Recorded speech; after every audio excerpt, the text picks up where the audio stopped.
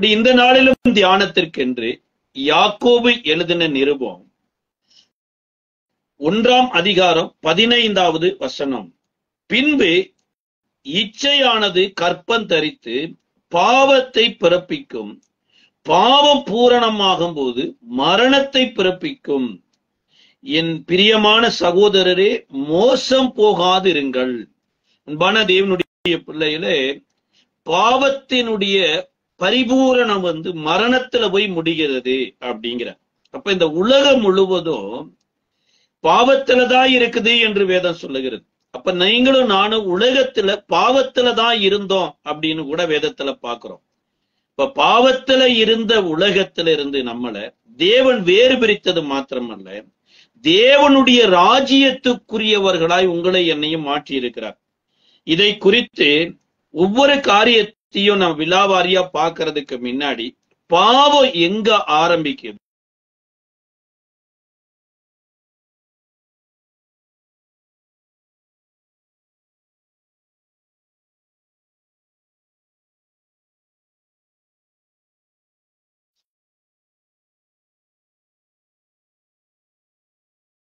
பாவம் எங்க ஆரம்பிக்கிறது என்று சொல்லியும், அந்த பாவத்தில இருந்து தேவன் எப்படி உங்களை என்னையும் மீட்டெடுத்தார், இன்றைக்கு நமக்கும் பாவத்திற்கும் எவ்வளவு தூரம் இருக்கிறது என்பதையும் குறித்து தான் இன்றைக்கு தியானிக்க இருக்கிறோம். முதலாவது காரியம் வேதம் சொல்லுகிறது, பாவம் எனப்பட்டது உருவாவதற்கு முன்னமே முதலாவது இச்சை எனப்பட்டதுதான் உருவாகுதாம். அதைத்தான் யாக்கோபு எழுதும்போது எழுதுறாரு, இச்சை கற்பந்தரித்து பாவத்தை பிறப்பிக்கிறது அப்படிங்கிற. அப்ப இச்சை எனப்பட்டது எப்படி உருவாச்சு? இன்னைக்கு உங்களுக்கு எனக்கும் தேவன் தன்னுடைய ரூபத்தின்படி படைத்திருக்கிறார், ஆணும் பெண்ணுமாய் படைத்திருக்கிறார், தேவ சாயலாய் படைத்திருக்கிற போது அப்ப தேவன் இச்சை உள்ளவராய் இருந்தாரா? இப்ப தேவனுக்குள்ள இச்சை இருந்தது தானே எனக்கு வந்திருக்குது என்பதை போல நம்ம நினைக்கலாம். ஆனா வேதம் சொல்லுகிறது, தேவன் உங்களை என்னையும் படைக்கிற போது பரிசுத்தம் உள்ளவர்களாய் படைத்தார், அன்புள்ளவர்களாய் படைத்தார். ஆணும் பெண்ணுக்குள்ளேயோ ஒரு வேற்றுமையும் இல்லாமல் ஒற்றுமையாய் இருக்கும்படிதான் படைத்திருக்கிறார். அப்ப இந்த இச்சை எப்படி உருவானதுங்கிறது காட்டில் இந்த கடைசி நாட்களில இச்சையில நிறைந்த மக்கள் எங்க இருப்பாங்க அப்படின்னு சொல்லப்படுகிறது. யூதா கூட தன்னுடைய நிருபத்துல எழுதும்போது எழுதுறாரு, யூதா எழுதின நிருபம் 1வது அதிகாரத்தினுடைய 18வது வசனத்துல, கடைசி காலத்திலே தங்கள் துன்மார்க்கமான இச்சையின்படி நடக்கிற பரியாசக்காரர் தோன்றுவார்கள் என்று உங்களுக்கு சொன்னார்களே, இவர்கள் பிரிந்து போகிறவர்களும் ஜென்ம சுபாவத்தாரும் ஆவியில்லாதவர்களுமாமே. அதாவது சொன்னார்களே என்று இங்க யூதா சொன்னார். அப்ப யாரு சொன்னாங்க? அந்த அவங்களுடைய அடையாளம் தான் சொல்றாரு. பிரிந்து போனவங்க, சுபாவ அன்பில்லாதவங்க.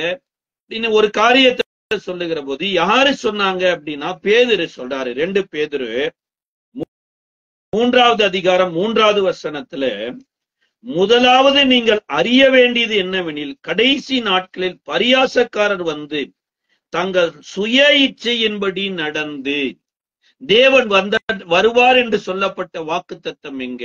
அவர் இனி வரவே இல்லையே, படைத்த வானமும் பூமியும் அப்படியே இருக்குதே என்று சொல்லி அவர்கள் பரிசுத்தத்தை விட்டு வழிவிலகி போக பண்ணுவாங்க. இந்த இச்சையுடையவர்கள் அப்படிங்கிற. அதையே இச்சையினுடைய வலிமையை குறித்து சொல்லுகிற போது இதே 1 பேதுருவின் புஸ்தகம் 1 பேதுரு 2வது அதிகாரத்தினுடைய 11வது வசனத்துல சொல்றாரு. 2ஆம் அதிகாரம் 11வது வசனத்துல, பிரியமானவர்களே, அந்நியர்களும் பரதேசிகளுமாய் இருக்கிற நீங்கள் ஆத்துமாவுக்கு விரோதமாய் போர் செய்கிற மாமிச இச்சைகளை விட்டு விலகி. அப்ப இச்சை எனப்பட்டது என்னன்னா ஆத்துமாவுக்கு விரோதமா போர் செய்தாமா. அப்ப இயேசு சொல்லும் போது சொல்றாரு, மாம்சம் பலவீனம் உள்ளது, ஆவியோ உற்சாகம் உள்ளது அப்படிங்கிறார். பவுல் எழுதும் போது எழுதுறாரு, ஆவி மாம்சத்துக்கு விரோதமாகவும் மாம்ச ஆவிக்கு விரோதமாகவும் போர் செய்கிறது அப்படிங்கிறார். ஆனா இங்கே பேதுரு சொல்லும் போது என்ன சொல்றாருன்னா, ஆத்துமாவுக்கு விரோதமாய் போர் செய்கிற மாம்சத்தின் இச்சைகள் அப்படிங்கிறார். அதே ரோமர் 8வது வசனத்துல பவுல் எழுதும் போது, ரோமருக்கு எழுதின நிருபம் 7வது அதிகாரத்தினுடைய 8வது வசனத்துல, ரோமர் 7ஆம் அதிகாரம் 8வது வசனத்துல, பாவமானது கற்பனையினாலே சமயம் பெற்று சகலவித இச்சைகளிலும் எண்ணில் நடப்பித்தது நியாயப்பிரமாணம் இல்லாவிட்டால் பாவம் செத்ததாய் இருக்குமே அப்படிங்கிற. அதாவது பாவம் எனப்பட்டது எனக்குள்ள என்ன பண்ணுதுன்னா, இச்சைக்கு தேவையான அத்தனை வழிகளையும் ஏற்படுத்துது. அதை காட்டில இச்சையானது எனக்கு என்ன பண்ணுதுன்னா, பாவம் செய்வதற்கு அத்தனை வழிகளை ஏற்படுத்துது. ஆனா இச்சையும் பாவம்னு நமக்கு தெரியல, பாவமும் நமக்கு பாவம்னு தெரியல. அப்போ ஒரு மனிதனுக்கு எப்ப பாவத்தை குறித்த அறிவு வருது, எப்ப இது இச்சை என்கின்ற ஒரு அறிவு வருதுன்னா, நியாயப்பிரமாணம் எனப்பட்டது ஒன்று வரும்போதுதான் இது பாவம், இது இச்சை, இது பாவம் பூரணமாகும் போது மரணத்தை பிறப்பிக்கும் என்று நியாயப்பிரமாணத்தின் மூலமாத்தான் தெளிவே தெரிகிறது. அப்ப முதலில் தேவன் மனிதனை தேவ சாயலாய் படைத்த போது இவர்கள் எப்படி இச்சையுள்ளவர்கள் ஆனாங்க, இவர்கள் இச்சையுள்ளதற்கு காரணமா இவர்களை பின்னாடி உத்வேகப்படுத்தினது யார் அப்படின்னு தீமோத்தேயுக்கு எழுதும் போது பவுல் எழுதுறாரு. 2 தீமோத்தேயுவின் புஸ்தகம் 3ஆம் அதிகாரத்தினுடைய 2 தீமோத்தேயு 3ஆம் அதிகாரம் 3வது வசனத்துல, சுபாவ அன்பில்லாதவர்களாயும் இணங்காதவர்களாயும் அவதூறு செய்கிறவர்களாயும் இச்சையடக்கம் இல்லாதவர்களாயும் கொடுமையுள்ளவர்களாயும் நல்லோரை பகைக்கிறவர்களுமாய் இருப்பார்கள். கடைசி நாட்கள்ல இருக்கிறவங்கள சொல்றாரு. அதை 3:6 வாசிக்கிறோம். எப்போது பாவங்களால் நிறைந்து பற்பல இச்சைகளில் இழுப்புண்டு இருப்பார்கள் அப்படிங்கிற. அதையே இந்த பாவத்தை உருவாக்குற அல்லது இச்சையை உருவாக்கக்கூடிய ஒரு வெப்பன் யாருடையதுன்னு இதே 2 தீமோத்தேயு 2வது அதிகாரத்தினுடைய 26வது வசனத்துல சொல்றார். பிசாசானவனுடைய இச்சையின்படி செய்ய அவனால் பிடிபட்டிருக்கிற அவர்கள் மறுபடியும் மயக்கம் தெளிந்து அவன் கண்ணிக்கு நீங்களாக்கத்தக்கதாக சாந்தமாய் அவர்களுக்கு உபதேசம் பண்ண வேண்டும். அதாவது இச்சையை யாரு உருவாக்குறாங்க அப்படின்னா, பிசாசினுடைய இச்சை அப்படிங்கிற. அப்ப இச்சை பூரணமாகி பாவத்தை பிறப்பிக்குது, பாவம் பூரணமாகும் போது மரணத்தை பிறப்பிக்குதுன்னா, அப்ப இச்சை எங்க உருவாகுது? அதாவது பாவத்தினுடைய ஆணி வேர் இச்சையா இருக்குது. இது யார உருவாக்குறா? இதனுடைய விதை யாரா இருக்கிறதுன்னா பிசாசு என்று சொல்லி பவுல் அடையாளம் காட்டுறார். இது எங்க ஆரம்பிக்குதுன்னா, ஆதியாகம புஸ்தகத்தினுடைய 3வது அதிகாரத்தினுடைய 2வது வசனத்துல இருந்து ஆரம்பிக்கிறது. ஆதியாகமம் 3வது அதிகாரம் 1, 2, 3 வசனங்களை வாசிக்கிறோம். தேவனாகிய கர்த்தர் மனுஷனை காட்டு ஜீவன்களை பார்க்கிலும் சர்ப்பமானது தந்திரமுள்ளதாய் இருந்தது. அது ஸ்திரியை நோக்கி, நீங்கள் தோட்டத்தில் உள்ள சகல விருட்சத்தின் கனியும் புசிக்க தேவன் சொன்னது உண்டா என்றது. இங்கதான் ஆரம்பிக்குது பாருங்க. அதாவது தேவன் யாரோடு பேசிக்கொள்ளணும், யாரோடு பேசக்கூடாது என்றெல்லாம் சொல்லவே இல்லை. ஆனா பேசுவதற்கு உன்ன மாதிரியே ஒரு மனுஷனை படைச்சிருக்கிறேன், பேசுறதுக்கு உன்ன மாதிரியே ஒரு மனுஷிய படைச்சிருக்கிறேன். நீங்கள் வேற ஆவியில் இருக்கிறீங்க, மிருக ஜீவன்கள் வேற ஆவிகள்ல இருக்குது. இத பவுல் எழுதும் போது எழுதுறாரு, மனுஷனுக்கு ஏற்ற ஆவி வேற, மிருகத்துக்கு ஏற்ற ஆவி வேற. அப்ப மிருகத்தினுடைய சுபாவம் வேற, மனுஷனுடைய சுபாவம் வேற. அப்ப முதல்ல தேவன் மனுஷனோடு பேசி மனுஷியை உருவாக்கினார். இந்த மனுஷனும் மனுஷியோட பேசிக்கொண்டு இருக்கும்படியாக மனுஷியை உருவாக்கினார். அதாவது மனுஷனும் மனுஷியும் பேசி இந்த பூமியில ஆளுகை செய்யணும். மனுஷன் ஆவிக்குரியவன், விசேஷமா தேவ ஆவிக்குரிய மனுஷன், மனுஷியும் தேவாவிக்குரிய மனுஷி. இவர்கள் 2 பேரும் கலந்தாலோசித்து தோட்டத்துல ஒரு முடிவு எடுக்கணும் பாருங்க. அப்ப ஆவிக்குரிய மனிதன் மாம்சத்துக்குரியவர்களோடு சேர்ந்து என்னதான் நம்ம சம்பாஷணை பண்ணினாலுமே கட்டாயம் பாருங்க, அது தவறுதலான முடிவுல தான் போயிடும். மோசேயை குறித்து சொல்லப்பட்டிருக்குது, தேவன் முச்செடியில காட்சி அளித்து முச்செடியில இருந்து மோசையை கர்த்தர் ஊழியத்துக்கு அழைத்தார். முச்செடியில இருந்து அழைக்கிற போது என்னால ஊழியம் பண்ண முடியாது, நான் திக்கு வாயுள்ள மனுஷன், யாரையாவது அனுப்புங்கிற லெவலுக்கு எவ்வளவு அற்புதம் பண்ணினாலுமே மோசே தயவு செய்து வேற யாரும் அனுப்புங்க ஆண்டவரே அப்படின்னு சொன்ன மோசேய கர்த்தரே வாலண்டியரா எகிப்துக்கு கூட்டிட்டு வந்து மோசேயே ஒரு ஒரு ஒரு ஒரு பெப்பட்டா சொல்ல போனா ஒரு டெமோவா வச்சு எல்லா வேலையும் கர்த்தர் தான் செய்யறார். ஆனா எல்லாம் விடுதலையாகி வந்த போது 18வது அதிகாரம்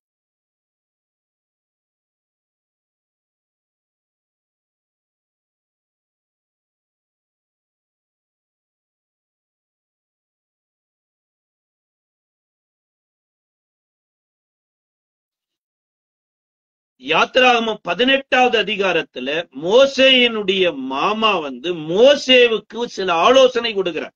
ஐயா, எல்லாருடைய பாரத்தையும் நீ ஒரே ஆளை சுமக்க முடியாது, அதனால ஒரு காரியம் செய், 1000 பேருக்கு ஒரு ஆளை செலக்ட் பண்ணு, 100 பேருக்கு ஒரு ஆளை செலக்ட் பண்ணு, இப்படி ஒவ்வொருத்தரை செலக்ட் பண்ணி அவர்களே உங்களிடத்துல போய் காரியங்களை எல்லாம் முடித்து கொள்ளட்டும், பாரமான ஏதொன்று இருக்குமானா உன்னிடத்துல வரட்டும் அப்படின்னா. இந்த மோசே எகிப்து தேசத்துல மிகப்பெரிய ஸ்ட்ரகிள்ல இருந்த போது எல்லா விஷயத்தையும் தேவனிடத்திலேயே போய் டிஸ்கஸ் பண்ணார். பாருங்க, ஆண்டவரே இந்த ஜனங்களே கீழ்ப்படிய மாட்டாங்களே, அப்புறம் எப்படி பார்வோன் விடுதலை ஆக்குவான்? இப்ப பார்வோன் இங்க நான் வந்ததுல இருந்து விடுதலை ஆக்கலையே, எப்படி ஆண்டவரே? நீ எல்லாவற்றையும் ஆண்டவர்கிட்ட டிஸ்கஸ் பண்ண மோசே. இப்ப மாமாவாகி எத்திரோ சொன்னது ஆண்டவர்கிட்ட கொண்டு போகவே இல்லை. மாமாவினுடைய ஆலோசனையின்படியே தலைவர்களை ஏற்படுத்தினாங்க. இந்த ஒரு தலைவர்கள் கூட பாருங்க, மோசே சீனாய் மலைக்கு 40 நாள் போன போது இங்க பொன்கன்று குட்டியை உண்டாக்குற போது பொன்கன்று குட்டியை உண்டாக்க கூடாது, நம் தேவன் ஆவியான தேவன், வார்த்தையாகிய தேவன், நம்ம ஒரு ரூபங்களை உருவாக்க கூடாதுன்னு அவங்க மாமா கொடுத்த ஐடியாவின்படி ஏற்படுத்தப்பட்ட தலைவர்கள் ஒருத்தர் கூட முன்னுக்கு வரல. அப்ப இந்த ஏவாள் எனப்பட்டவங்க ஆவிக்குரிய ஒரு பெண்மணி, ஆதாம் எனப்பட்டவர் ஆவிக்குரிய ஒரு ஆண். இந்த ஆவிக்குரியவர்கள் இருவரும் சேர்ந்துதான் ஆவிக்குரிய ஒரு ராஜ்யம் ஏதேன் தோட்டத்துல நடத்தணும். ஆனா இப்பொழுது ஏவாள் எனப்பட்டவங்க என்ன பண்றாங்கன்னா டாமினேட் பண்றதுக்காக இப்ப நேரடியா இந்த ஆதாமையும் கூப்பிடாம நேரடியா சர்பத்தினிடத்துல டிஸ்கஸ் பண்றாங்க. முதல்ல சர்பம் ஆதாமினிடத்துல பேசி எவ்வளவோ ட்ரை பண்ணி இருந்திருக்கு, ஆனா தேவ சாயலாய் படைக்கப்பட்டபடினால அவன் விட்டு கொடுக்கவே இல்லை. இப்ப ஏவாளினிடத்துல வந்த உடனேயே நீங்கள் இந்த கனியை புசிக்கும் நாளில் தேவர்களை போல் ஆவீர்கள்ங்கிற சொன்ன கடவுள் மாதிரி ஆகணுமா இருந்தா நீங்க இந்த கனிய புசிச்சாத்தான் ஆக முடியும் அப்படின்னு சொல்லி ஆல்ரெடியே இவர்கள் தேவ சாயலாத்தான் சிருஷ்டிக்கப்பட்டிருக்கிறாங்க. தேவனே இவர்களை ஆளும்படியாத்தான் வச்சிருக்கிறாரு. இது எல்லாம் மறைத்து இப்ப சர்பம் போட்ட ஒரு சின்ன ஒரு சம்பாஷணை தான் பாருங்க. இந்த உலகத்தானோட கொஞ்சம் சம்பாஷணை பேச பேச உலகத்தானுடைய ஸ்பிரிட் அப்படியே உள்ள வருது. இப்ப பிசாசின் ஆவியில நிறைந்து சர்பம் பேசுது. இப்ப பிசாசினுடைய எல்லா எசன்ஸும் வருதுங்க. எப்படி வருதுன்னா, நீங்க ஆவிக்குரிய சத்தத்தை கேட்கிற போது ஆவிக்குரிய சுபாவங்கள் வரும். அன்றைக்கு பர்த்திமேயு எனப்பட்ட ஒரு குருடன் இயேசுவே தாவீதின் குமாரனே எனக்கு இறங்குன்னு கூப்பிடுறார். அன்றைக்கு இயேசுவோடு நடந்த சில பேரு அமைதலாயிரு, பேசாமல் இருன்னு அதட்டுறாங்க. ஆனா அவன் முன்னிலும் அதிகமாக கூப்பிடுகிறான். இப்ப இயேசு நின்று அவனை அழைத்து கொண்டு வாங்கள் அப்படிங்கிறாங்க. இவங்க போய் திடன்கொள், போதகர் உன்னை அழைக்கிறார் அப்படின்னா உன்னை அழைக்கிறாருன்னு தான் சொன்னாங்க. ஆனா அழைப்பை கேட்ட மனுஷன் பாருங்க, அது வரைக்கும் பிச்சைக்காரன் உடுத்தக்கூடிய ஒரு வஸ்திரத்தை உடுத்தி பிச்சை எடுத்து கொண்டிருந்தவரு இந்த பிச்சைக்கார வஸ்திர தேவையே இல்லைன்னு தூக்கி போட்டு வந்துட்டார். அதாவது இவங்க அழைத்துட்டு வருவதற்கு பதிலா இன்னொரு வேடை கொடுக்குறாங்க. திடன் கொள், உன்னை இயேசு அழைக்கிறார். என்னன்னா, இவர் அழைத்தாருன்னா வாழ்க்கையே மாறிடும். கல்லறைக்குள்ள பிணமாயிருந்த லாசருவே வெளியவான்னு அழைத்தாரு. இறந்த புணமாயிருந்த லாசரு ஜீவனோடு வந்தான், மிகப்பெரிய சாட்சியா மாறிட்டான். அத்திமரத்துல இருந்த சகேவை சீக்கிரமா இறங்கிவான்னு அழைத்தாரு. அவன் ஆபிரகாமின் குமாரனா மாறிட்டான். உன்னை அழைக்கிறவர் வானத்தையும் பூமி உண்டாக்குனவர். உன் வாழ்க்கை எப்படியோ மாறப்போகுது என்று திடப்படுத்தினாங்க பாருங்க. ஆண்டவர் இவங்களை எல்லாம் திடப்படுத்த சொல்லல.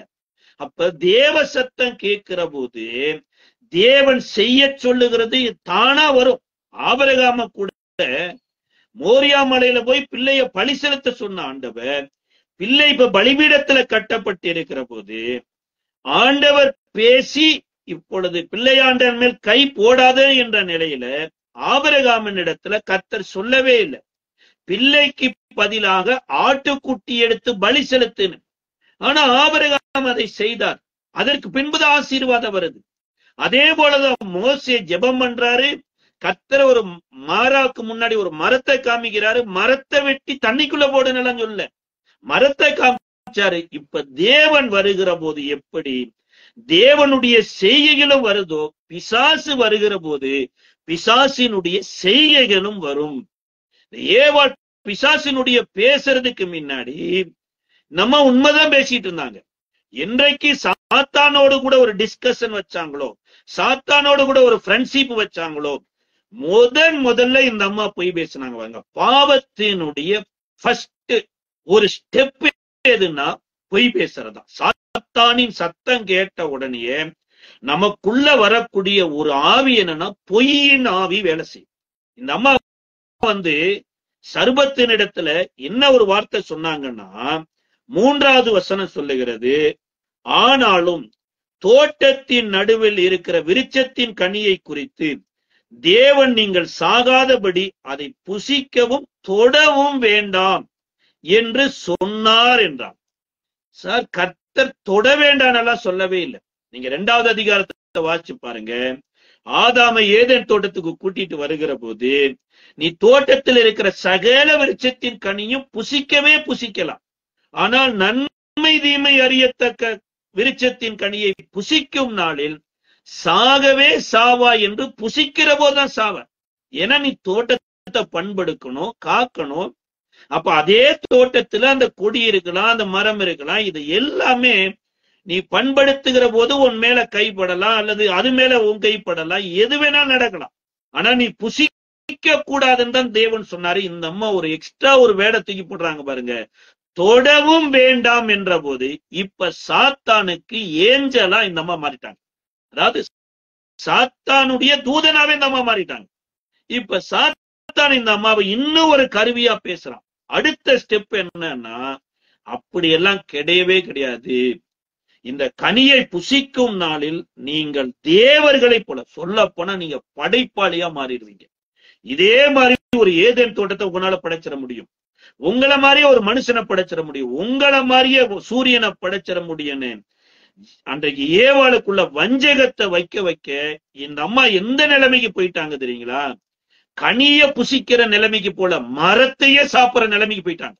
என்ன நிலைமைக்கு போயிருக்கிறாங்கன்னா, வேதம் சொல்லுகிறது பாருங்களே, அந்த ஸ்திரியானவள் 6வது வசனம், அப்பொழுது ஸ்திரியானவள் அந்த விருட்சம் புசிப்புக்கு நல்லதும் பார்வைக்கு இன்பமும் புத்தியை தெளிவிக்கிறதற்கு இச்சிக்கப்படத்தக்க விருட்சமாய் இருக்கிறது என்று கண்டு அதன் கனியை பறித்து புசித்து தன் புருஷனுக்கும் கொடுத்தால் அவனும் புசித்தான். இந்த அம்மா எந்த நிலைமைக்கு போயிருக்குன்னா, விருட்சம் புசிப்புக்கு நல்லது, பார்வைக்கு நல்லது. சொல்ல போனா மரமே சூப்பர் மரங்க. சில நேரம் பாவம் பாருங்க, பிசாசு எந்த நிலைமைக்கு கொண்டு போயிடுறான்னா, அத்தனையும் எடுத்துரு, வாழ்க்கை எங்கேயோ போக போகுதுன்னு வேண்டாத இடத்துல கைய வச்சு இன்றைக்கு தேவ தோட்டத்தை விட்டு துரத்துற நிலைமைக்கு கொண்டு போயிட்டான்.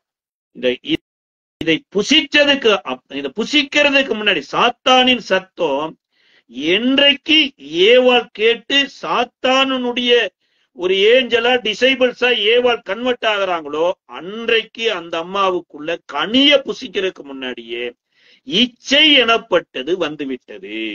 இதைத்தான் தீமோத்தேயுக்கு பவுல் 2 தீமோத்தேயுல 2வது அதிகாரம் 26வது வசனம் சொல்லப்பட்டிருக்குது. பிசாசினுடைய இச்சை. கனிய புசிச்ச உடனே இச்சை வரலைங்க, இச்சை வந்துதான் கனிய புசிக்கிறாங்க.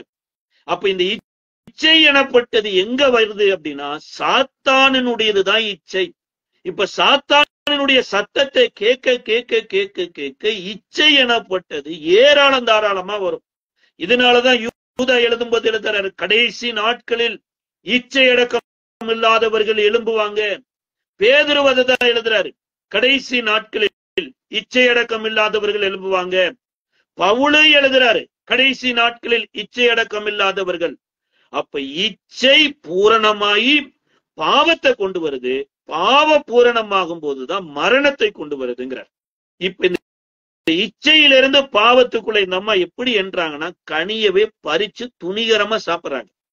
துணிகரமா சாப்பிட்டது மாத்திரம் இல்லாம இந்த கனியையும் தன்னுடைய கணவனாருக்கும் துணிகரமா கொண்டு போய் கொடுக்குறாங்க. ஒருவேளை எப்படி சொல்லி கொடுத்தாங்கன்னு தெரியல, ஆனா கொடுத்தாங்க.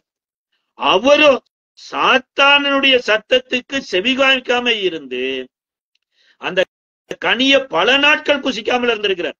அதனாலதான் வேதம் சொல்லுது, நீ உன் மனைவியின் சத்தத்திற்கு செவி சாய்த்து நான் விலக்கின விருட்சத்தின் கனியை நீ புசிச்சதுனால. அப்ப இதற்கு முன்னாடி ஏதேதோ வழியில ஆதாமுக்குள்ள இந்த பிசாசு வந்து இந்த கனியை புசிப்பதற்கு பல வழிகளை ஏற்பாடு பண்ணா, ஆனா ஆதாமு புசிக்காமலே இருந்தார். இன்றைக்கு இந்த அம்மா கொடுத்த உடனே புசிச்சாச்சு.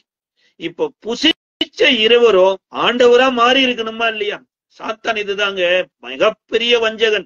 இன்றைக்கு உலகம் பாருங்க, ஏதேதுக்குள்ளேயோ இந்த இச்சைய உள்ள தூண்டி விட்டு வாலிபர்களுக்குள்ள, சிறுவர்களுக்குள்ள, பெரியவர்களுக்குள்ள, கர்த்தரை அறியாதவர்களுக்குள்ள, கர்த்தருடையவர்களுக்குள்ள இந்த இச்சை எப்படியாவது உள்ள போய் போய் போய் இச்சிக்கிறவர்களாய் மாற்றுறாங்க. இதனுடைய விளைவு என்ன? இச்சைய பூரணமான உடனேயே பாவத்துக்குள்ள உள்ள என்ட்ரி ஆகிறது. இந்த பாவம் பூரணமான உடனேயே மரணம் எனப்பட்டு வந்து வெளியில தள்ளிடுறது. இப்ப இந்த அம்மாவுக்குள்ள இச்சை வந்து கனிய புசிச்சு ஆதாமுக்கும் கொடுத்த உடனே இருவரும் முதல்லைங்க இந்த பாவம் உள்ள ஒரு மனுஷன் நல்லா இருக்கிறவங்களையே நிர்வாணமா தம்பான்.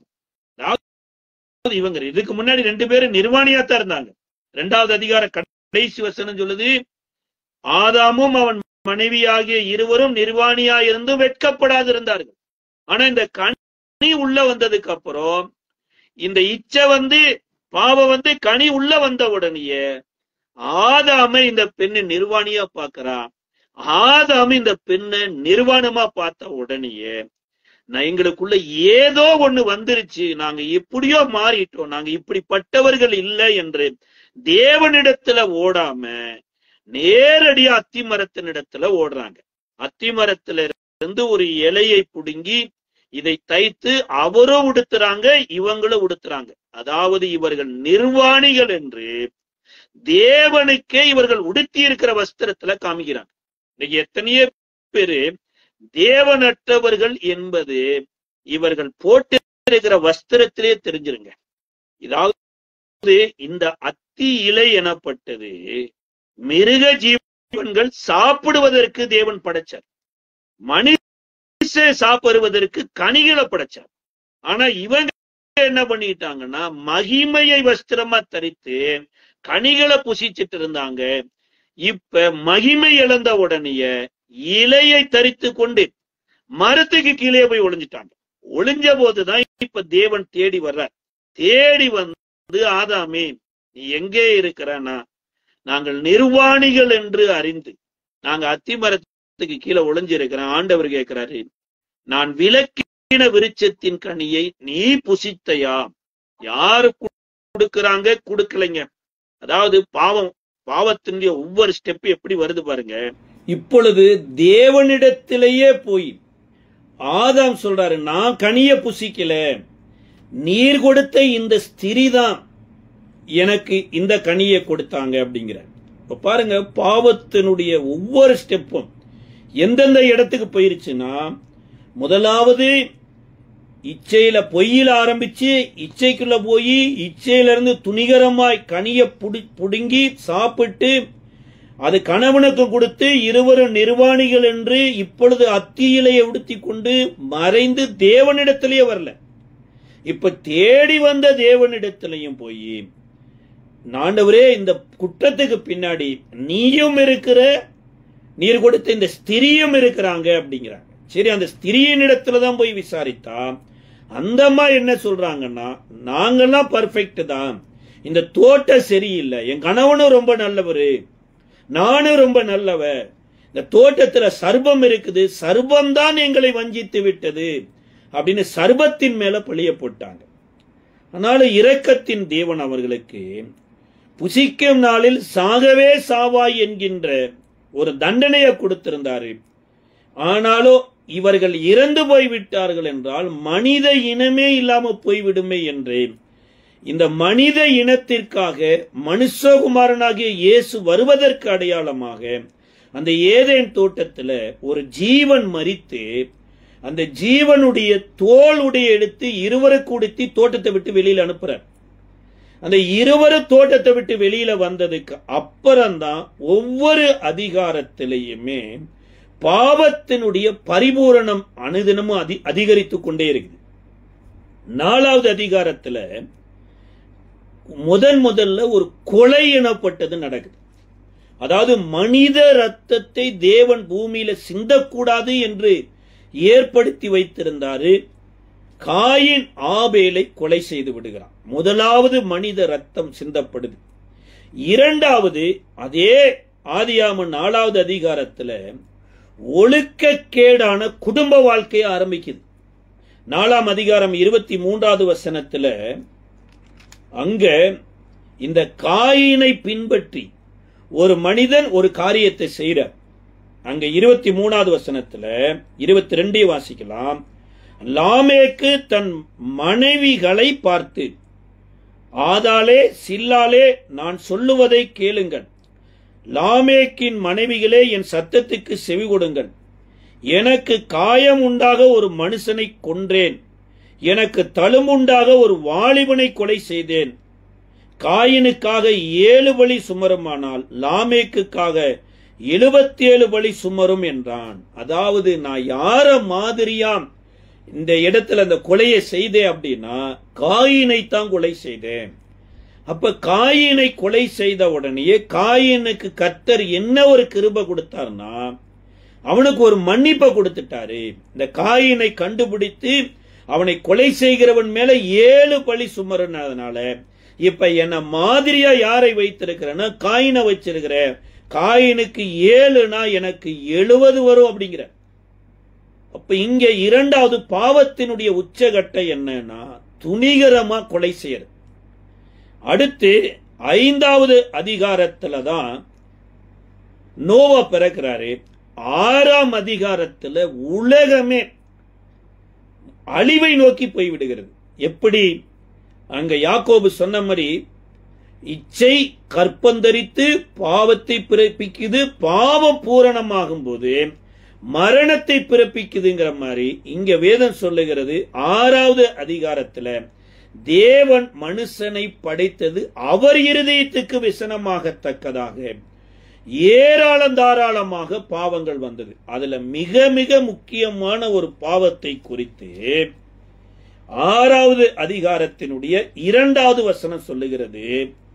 தேவகுமாரர் மனுஷ குமாரத்திகளை அதிக சௌந்தரியம் உள்ளவர்கள் என்று கண்டு அவர்களுக்குள்ளே தங்களுக்கு பெண்களை தெரிந்து கொண்டார்கள். நல்லா படிங்க. இங்கே தேவகுமாரர் மனுஷ குமாரத்திகள். சிலர் சொல்றாங்க ஒருவேளை தேவதூதரா இருக்குமோ, பெண்கள் அழகா இருக்கிறாங்கன்னு பார்த்து பெண்களை பார்த்து கல்யாணம் பண்ணி இருப்பாங்களோ அப்படிங்கிறாங்க.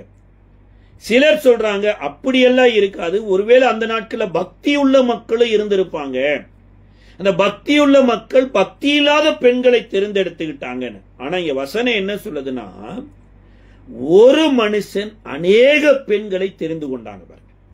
அதாவது இந்த பெண் அழகா இருக்குதா அந்த பெண்ணை சேர்த்துக்குவார். அதை விட வேற ஒரு பெண் அழகா இருக்குதா, அவளை சேர்த்துக்குவார். ஒழுக்கக்கேடான காரியங்கள் பாருங்க. இந்த பெண்களும் இதற்காகவே தங்கள் வாழ்க்கையை வித்து போட்டாங்க. ஏன்னா தேவன் கொடுத்த சாபத்துல ஒரு சாபம் என்னன்னா, உன் ஆசை உன் புருஷனை பற்றி இருக்குங்கிறனால இந்த சரீரம் எனப்பட்டது புருஷனுடைய ஆசைகளை திருப்தியாக்குவதுதான். எந்த புருஷனுக்கு ஆசையை திருப்தியாக்குனா என்ன என்று சொல்லி இந்த பெண்களும் தங்களை வித்து போட்டாங்க.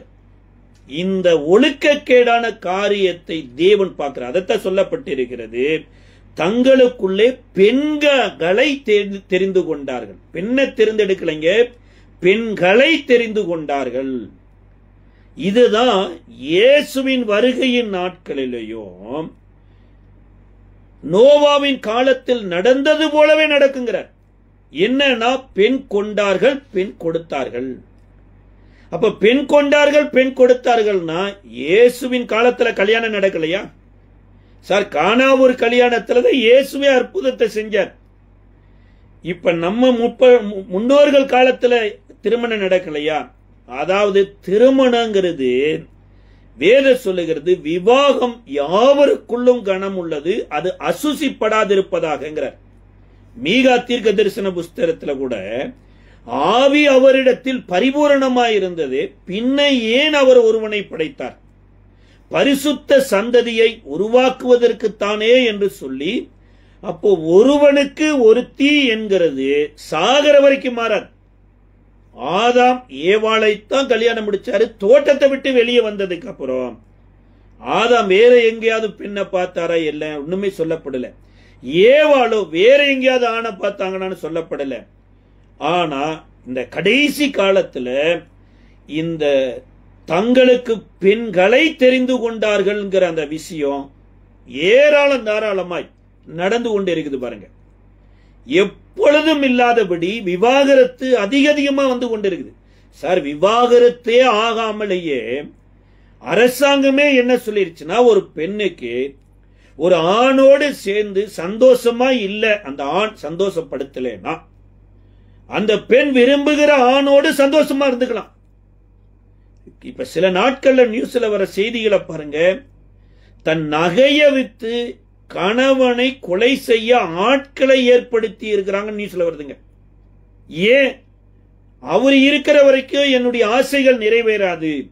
அப்ப என்னுடைய ஆசைகள் நிறைவேறுவதற்கு இந்த ஆள் தடையா இருக்கிறானா, ஆட்களை வைத்து கொலையும் செய்யற அளவுக்கு இன்றைக்கு காலம் மாறிக்கொண்டிருக்குது. அப்ப மனுஷகுமாரனுடைய வருகையின் நாட்களில ஒரு அடையாளத்துல ஒன்று என்னன்னா, லிவிங் டுகெதர். இந்த லிவிங் டுகெதர் என்ன செய்யறதுன்னா, விரும்பின வரைக்கும் வாழலாம், பிடிக்கிற வரைக்கும். அப்புறம் இல்லையா, நீ உன் வேலையை பார்த்துட்டு போ, நான் என் வேலையை பார்த்துட்டு போறேன்.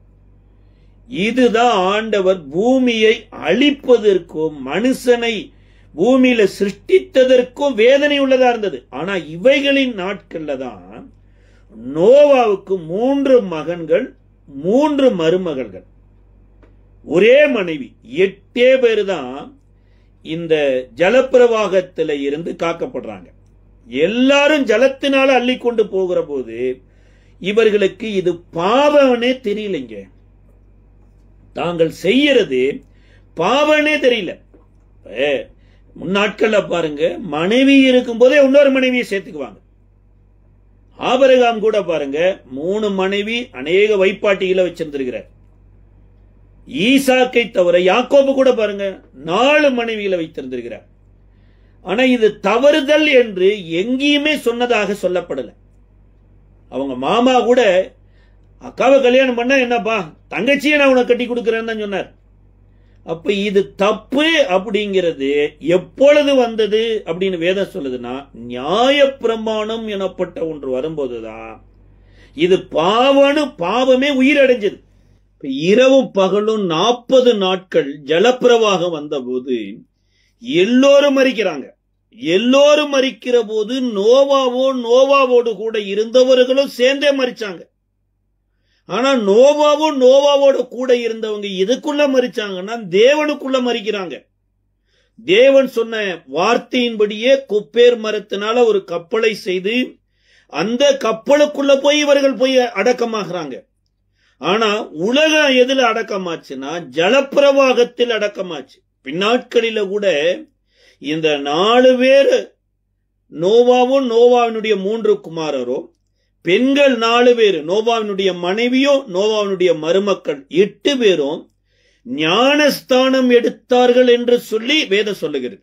என்னன்னா தேவனுக்குள்ள அடக்கமானாங்க. இந்த தேவனுக்குள்ள அடக்கமான அவர்கள், ஆனா அவர்களால என்ன முடியல, தேவனை போல பூமியில வாழ முடியல. காரணம் எனப்பட்டது என்னன்னா, இவர்கள் ஞானஸ்தானத்துல அடக்கமானாங்களே தவிர இவர்களை உயிர்ப்பிப்பதற்கு ஜீவன் எனப்பட்டது ஒன்று இல்லை. இதனாலதான் அங்கதான் முதல்ல ஒரு ப்ராசஸ கொண்டு வர. நோவாவின் காலத்துக்கு அப்புறம்தான் நீ மிருக ஜீவன்களை எதை புசிக்கணும், எதை புசிக்க கூடாது, எப்படி புசிக்கணும், ரத்தத்தோடு கூட புசிக்க கூடாது என்கின்ற ஒரு உடன்படிக்கையவே தேவன் கொண்டு வருகிறார். ஏன் அப்படின்னா ரத்தத்துக்குள்ளதான் ஜீவன் இருக்குது அப்படின்ட்டார். அப்ப பாவம் எப்படி இன்றைக்கு உங்களுக்கு எனக்கு தெரியுது அப்படின்னு, பாவத்தை குறித்த அறிவு எதன் மூலமாய் வருகிறதுன்னு பவுல் சொல்றாருன்னா, ரோமருக்கு எழுதின நிருபம் 7வது அதிகாரத்தினுடைய 7, 8, 9 வசனங்களில, ரோமர் 7ஆம் அதிகாரம் 8, 9 வசனங்களில பாவத்தை அறிவிக்கிறது ஏதோ ஒரு பாவத்தினுடைய செயல் அல்ல, தேவனுடைய செயலா இருக்குதுங்கிறார். ஆகையால் என்ன சொல்லுவோம், நியாயப்பிரமாணம் பாவமோ? அல்லவே, பாவம் இன்னதென்று நியாயப்பிரமாணத்தினால் நாம் அறிந்தேனே அன்றி மற்றபடி அறியவில்லை. இச்சையாதிருப்பாயாக என்று நியாயப்பிரமாணம் சொல்லாதிருந்தால் இச்சை பாவம் என்று நான் அறியாமல் இருப்பேனே. பாவமானது கற்பனையினாலே சமயம் பெற்று சகலவித இச்சைகளிலும் என்னில் நடப்பித்தது. நியாயப்பிரமாணம் இல்லாவிட்டால் பாவம் சித்ததாயிருக்குமே. முன்னே நியாயப்பிரமாணம் இல்லாதவனாய் இருந்தபோது நான் ஜீவனுள்ளவனாய் இருந்தேன். கற்பனை வந்தபோது பாவம் உயிர் கொண்டது, நான் மரித்தவனானேன். இங்க சொல்றாரு, நியாயப்பிரமாணம் பரிசுத்தமானது. ஆனா இந்த நியாயப்பிரமாணம் எதை கொண்டு வந்து எனக்குள்ள விளைய வச்சிருச்சு அப்படின்னா, பாவத்தை விளைய வச்சிருச்சுங்கிறார். இந்த பாவம் விளைஞ்ச உடனே நான் செத்தவனை போல ஆயிட்டேன். என்னால நடமாடவே முடியல. சில பேர் மேல பாருங்க, எங்கேயோ லஞ்சம் வாங்கியிருப்பாங்க, எவ்வளவோ பணங்களை செலவழிச்சு சந்தோஷமா இருந்திருப்பாங்க. அப்பையெல்லாம் அவர்களுக்கு குற்றம் என்று தெரியாது. ஆனா இவர்கள் பிடிபட்டதுக்கு அப்புறம் தான், இதுதான் நியாயப்பிரமாணம், குற்றவாளின்னு அவனை கொண்டு போய் தீர்த்து கோர்ட்ல நிறுத்தின உடனேயே நான் குற்றவாளி என்று கூனி குறுகி வெக்கத்திலேயே வாழ்க்கை போயிட்டு இருக்கும் பாருங்க. அப்ப இவர்கள் தப்பு செய்தது என்று அறிவிக்கிற சட்டம் தப்பா, இவர்கள் குற்றவாளி என்று தீர்மானிக்கிற நீதிமன்றங்கள் தப்பா? சார், அதெல்லாம் சரிதான். ஆனா எனக்குள்ள இருக்கிற குற்றம் தான் என்னை இதற்கு எதிரா நிப்பாட்டுதே தவிர அவர்கள் எனக்கு எதிரி கிடையாது. அதே மாதிரிதான் நியாயப்பிரமாணம் எனப்பட்டது பரிசுத்தமானது. மனிதர்கள் எல்லோருமே பாவத்துக்குள்ள இருக்கிறாங்க. இது அழகா ஒரு விஷயத்தை சொல்றாரு, இச்சியாதிருப்பாயாக என்கின்ற ஒரு பிரமாணம் இல்லாதே இருந்ததுன்னா, இந்த 10 கமாண்ட்மெண்ட்ஸ்ல 10 கட்டளை இருக்குது. ஆனா அந்த 10 கட்டளை மாத்திரம் தேவனுடைய கற்பனை அல்ல. தேவனுடைய பரிபூரணமான கற்பனையில ஒண்ணு என்னன்னா, ஒரு ஸ்திரிய இச்சையோடு எண்ணத்தில் பார்த்தாலே அவளோடு இருதயத்தில் விபச்சாரம் செய்தாயிட்டுங்கிறார். அப்ப பாவம் எங்க இருக்குதுன்னா சிந்தனையில வருது. சிந்தனை எங்க இருக்குன்னா இருதயத்தில் இருக்குது. அப்போ பாவத்தை நான் வெளியில தான் பார்த்துட்டு இருக்கிறேன்னு தவிர எனக்கு இருதயத்துல மூடி கிடக்கிற பாவம் எனக்கு தெரிய மாட்டேங்குது. என் இருதயத்துக்குள்ள பாவம் இருக்குதுங்கிறது எது காண்பிக்குதுன்னா, இந்த பரிபூரணமான கற்பனை இயேசுவுக்குள்ள இருந்து வருகிறதா காமிக்குது. அப்ப இத பவுல் என்ன சொல்லும்போது சொல்றாரு, அநேகர் இன்றைக்கு தங்களுடைய பார்வையில அரிச்சந்திரனுக்கு சொந்தக்காரர் மாதிரிதான், பாவமே செய்யாத பர்ஃபெக்டான நீதிமான்கள். ஏன் அப்படின்னா அவர்கள் இன்னும் பிடிபடல. ஆனா பிடிபடும் போதுதான் எல்லோரும் குற்றவாளி என்கின்ற ஒரு இடத்துல வரும் பாருங்க. அதாவது இயேசுவின் இடத்துல விபச்சாரத்தில் கையும் மெய்யுமாய் பிடிபட்டு ஒரு பெண்மணியை கூட்டிட்டு வராங்க. அப்ப அந்த பெண்மணி தான் குற்றவாளி, மத்த எல்லாரும் ஃபர்ஸ்ட் கிளாஸ் நிரபராதி. சொல்லப்போனா எல்லாமே விட்னஸ், இந்த பெண்ணு தான் அக்யூஸ்ட். இப்ப எல்லாரும் இந்த பெண்ணு மேல இவ்வளவு பிராது பண்றாங்க, விட்னஸ் கொடுக்கறாங்க. இந்த பெண்ணை கையும் மெய்யுமா நாங்க பிடிச்சோம். சரி, கையும் மெய்யுமா பிடிச்சிங்களப்பா, விபச்சார பாவம் செய்வது 2 பேரும் செய்யணும். ஒரு பெண்ணை மாத்திரம் கூட்டிட்டு வந்திருக்கிற பையனுங்க. அப்ப அவனை விட்டுட்டே இது என்னவா மாறுதுன்னா பொய் சாட்சியா மாறுது. அப்ப இச்சியாதிருப்பாயாக என்கின்ற ஒரு பிரமாணத்துக்குள்ளதான் பொய் சாட்சி சொல்லாதிருப்பாயாகங்கிற ஒரு பிரமாணமும் வந்திருக்கு. ஆனா இவர்கள் எதையெல்லாம் குற்றம் நினைச்சிட்டாங்கன்னா, மற்றவங்க செய்கிற தப்பு தான் குற்றம் நினைக்கிறாங்க. ஆனா இருதயத்துல நினைக்கிறதே தப்புன்ட்டார். எல்லோரும் பாவம் செய்து தேவ மகிமையற்றவர்களானோங்கிறது எத்தனையோ பேருக்கு தெரியல. சில பேர் ஆசாரியர்கள் கூட பாருங்களேன், தங்களை நீதிமான்கள், ஏன்னா தேவன் சொன்ன வஸ்திரத்தை உடுத்திட்டு இருக்கிறோம் இல்லையா, தேவன் சொன்னபடி பிரகாரத்துக்குள்ள போயிட்டு இருக்கிறோம் இல்லையா. இப்ப தேவனே என்ன நீதிமானா வச்சிருக்கும் போது யார் என்ன குற்றவாளி ஆக்க முடியும்? இந்த யோவான் 8வது அதிகாரத்துல இயேசுவோட மிகப்பெரிய ஒரு ஆர்கியுமெண்டே நடக்குது. நாங்க ஆபிரகாமின் பிள்ளைகள், நாங்க தேவனுடைய பிள்ளைகள். ஆண்டவர் சொல்றார், குமாரன் உங்களை விடுதலை ஆக்கலைன்னா மெய்யாகவே விடுதலை ஆக மாட்டீங்க. அவங்க என்ன சொல்றாங்க, நாங்க எங்க சிறைப்பட்டு இருக்கிற விடுதலை ஆகிறது இருக்கு, நாங்க தான் ஆசாரிய கூடாரத்துக்குள்ள போயிட்டு வர்றோமே, மகா பரிசுத்த ஸ்தலத்துக்குள்ள போயிட்டு வர்றோமே, நாங்க தான் உடன்படிக்கை பண்ணப்பட்டு இருக்கிறோமே, நாங்க தான் இஸ்ரவேலராய் இருக்கிறோமே, எங்களுக்குள்ள எங்க பாவம் இருக்குதுங்கிறாங்க. ஆனா இயேசு 15வது அதிகாரத்துல பாவத்தை வெளியில கொண்டு வர்றார். எப்படி வெளியில கொண்டு வர்றாருன்னா, இவர் வெளியே கொண்டு வருவார் என்று சகரியா அவரை குறித்து சொல்லப்பட்டு இருக்கிறது. இந்த கொண்டு இந்த பாவத்துக்கு ஒரு விமோச்சனத்தை தருவார் என்று சொல்லப்பட்டு இருக்கிறது. இதுல 15வது அதிகாரம், யோவான் எழுதின சுவிசேஷ புஸ்தகத்தினுடைய 15வது அதிகாரத்தினுடைய 22வது வசனத்துல சொல்றாரு, நான் அவர்களிடத்தில் பேசாதிருந்தேனானால் அவர்களுக்கு பாவம் இராது, இப்பொழுது தங்கள் பாவத்தை குறித்து போக்கு சொல்ல அவர்களுக்கு இடமில்லை அப்படிங்கிறார். அதாவது இயேசு இந்த உலகத்துல இச்சையோடு எண்ணத்துல ஒரு பெண்ணை பார்த்தாலே பாவம்னு சொல்லாம இருந்திருந்தார்னா, விபச்சாரம் செஞ்சாதான் பாவம் நினைச்சிட்டு இருந்தாங்க, அதுபோல கொலை செய்தாதான் பாவம் நினைச்சிட்டு இருந்தாங்க. ஆனா இயேசு என்ன சொல்றாரு, உன் சகோதரனை காரணம் இல்லாம கோபிக்க கூடாது, உன் சகோதரனை மூடன் என்று சொன்னா எரிநரகத்துக்கு பாத்திரவான் அப்படிங்கிறார். அப்ப பாவம் எனப்பட்டது எங்க இருக்குன்னா என் இருதயத்துக்குள்ள இருக்குதுன்னு இயேசு சொல்றார். இதை குறித்து சகரியா தீர்க்க தரிசன புஸ்தகம் 13வது அதிகாரத்தினுடைய சகரியா 13வது அதிகாரம் 1 வசனத்துல சொல்லப்பட்டிருக்கிறது. இயேசுவை குறித்து சொல்லப்படுகிற ஒரு தீர்க்க தரிசனத்துல 13வது அதிகாரம் 1 வசனத்துல பாவத்தை குறித்து, அந்நாளிலே பாவத்தையும் அழுக்கையும் நீக்க தாவீதின் குடும்பத்தாருக்கு எருசலேமின் குடிகளுக்கும் திறக்கப்பட்ட ஒரு ஊற்று உண்டாயிருக்கும். பாவன்னு முதல்ல அறியணும். இந்த பாவத்துக்கு என்று சொல்லி ஒரு பரிகாரம் எனப்பட்டது இருக்குது. அதாவது இஸ்ரவேலருக்கு பாவத்தை அறிகிற ஒரு அறிவு மோசேயின் மூலமா நியாயப்பிரமாணத்துல கொடுக்கப்படுது. அந்த நியாயப்பிரமாணத்துல ஒவ்வொரு லிஸ்டா வருதுங்க.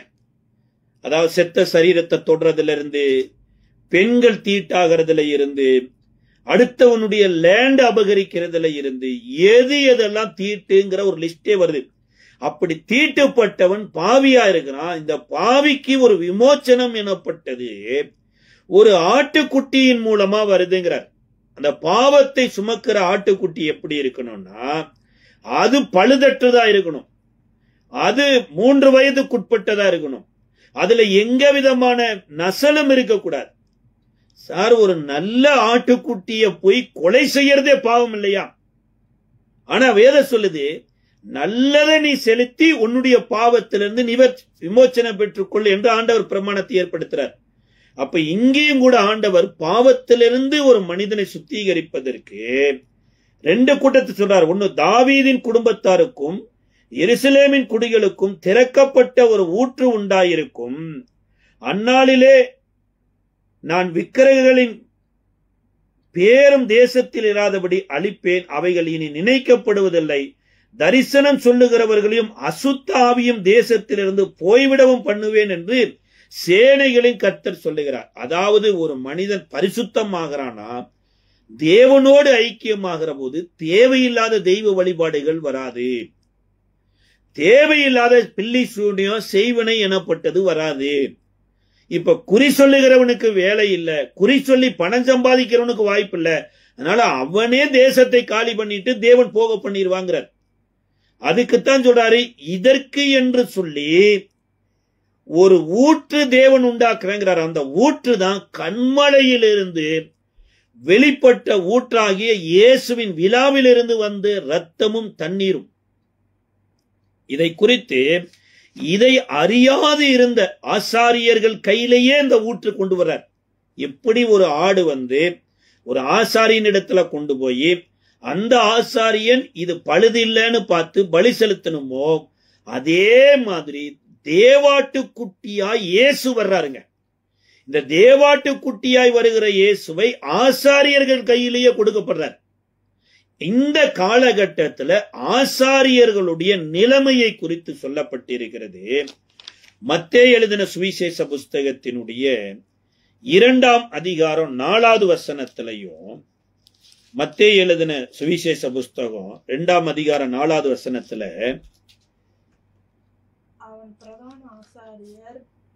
அவன் பிரதான ஆசாரியன் வேதபாரகர் எல்லாரையும் கூடி வர செய்து கிறிஸ்துவானவர் எங்கே பிறப்பார் என்று சொல்லி ஏரோது யாராருக்கெல்லாம் அழைப்பு கொடுத்திருக்கிறார் பாருங்க. பிரதான ஆசாரியன் வந்திருக்கிறார். பிரதான ஆசாரியன் மாத்திரமல்ல, வேதபாரகரை வரவழைத்து கிறிஸ்துவானவர் எங்க பிறப்பாரு, எப்படி பிறப்பாரு என்கின்ற ஒரு தேடுதலுக்குள்ள போறார். ஏன் அப்படின்னா, இந்த கிறிஸ்துவானவர் பிறந்துட்டாருன்னா ஏரோதுவினுடைய ராஜ்யம் அழிக்கப்பட்டு போயிரும். அதனால ராஜ்யத்தை தக்க வைக்கிறதுக்கு பிறந்த கிறிஸ்துவை கொலை செய்யறதற்கு இந்த ஏரோது தேடினது. அப்ப அந்த நாட்களில ஆசாரியர்கள் கிறிஸ்துவானவர் பிறப்பார் என்கின்ற சாஸ்திரிகள் வந்து சொல்றாங்க. இந்த ஆசாரியர்களும் சாஸ்திரிகளோடு சேர்ந்து போக வேண்டியவங்க, ஆனா சாஸ்திரிகளோடு போகல. ஆசாரியருடைய நிலைமையை பாருங்க. வேத வசனத்தின்படி இயேசு ராஜா, யூதருடைய ராஜா பிறக்கிறாரு. இந்த வேத வசனத்தின்படியே அவர்கள் வாழல, ஆனா ஊழியம் தான் செஞ்சாங்க. இதற்கு அடையாளம் யாருன்னா யோவான் சானகனுடைய தகப்பனார். இந்த யோவான் சானகனுடைய தகப்பனார் அவருடைய ஊழிய முறைமையின்படி மகா பரிசுத்த ஸ்தலத்துக்குள்ள வர்றார். அப்ப ஜனங்கள் எல்லாம் வெளியில காத்து கொண்டிருக்கிறாங்க. இவர் ஆசாரிய ஊழியம் செய்யும்படி மகா பரிசுத்த ஸ்தலத்துக்குள்ள வந்த போது அங்க மிகாவேல் எனப்பட்ட ஒரு தேவதூதன் வந்து, சகரியாவே உன் விண்ணப்பம் கேட்கப்பட்டது, உன் மனைவி ஆகிய எலிசபெத் ஒரு குமாரனை பெறுவார் என்று ஒரு சில காரியங்களை சொல்றார். அதற்கு இந்த சகரியா வந்து தேவதூதனை பார்த்து கேட்கிறாரு. 1வது அதிகாரத்தினுடைய 18வது வசனம். அப்பொழுது சகரியா தேவதூதனை நோக்கி, இதை நான் எதினாலே அறிவேன், நான் கிழவனாய் இருக்கிறேன், என் மனைவியும் வயது சென்றவளாய் இருக்கிறாளே என்றான். தேவதூதன் அவனுக்கு பிரதியுத்தரமாக, நான் தேவன் சன்னதியில் நிற்கிற காபரியேல் என்பவன், உன்னுடனே பேசவும் உனக்கு இந்த நற்செய்தி அறிவிக்கவும் அனுப்பப்பட்டு வந்தேன்.